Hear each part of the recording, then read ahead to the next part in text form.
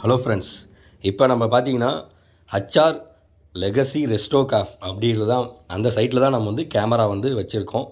ஓகேங்களா? எங்கே கேமரா வச்சுருக்கோம், இது எந்த இடத்துல இருக்குது அப்படின்னு பார்த்தா இந்த வீடியோவில் பார்க்க போகிறோம். வாங்க நம்ம வீடியோக்குள்ளார போகலாம்.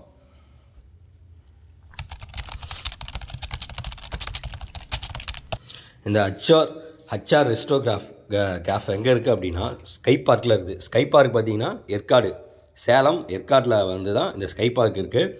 ஏற்காடு டு பக்கோடா பாயிண்ட் போகிறோம்ல, அந்த வழியில் தான் இந்த ஸ்கை பார்க் வந்து இருக்குது. ஓகேங்களா? அதுக்குள்ளார நம்ம HR Legacy Restro வந்து ஒரு ஸ்டால் வந்து போட்டிருக்காங்க. ஓகேங்களா? அந்த ஸ்டாலுக்கு தான் நம்ம வந்து இப்போ கேமரா வச்சுருக்கோம். அதை பற்றி தான் இந்த வீடியோவில் பார்க்க போகிறோம். ஓகேங்களா?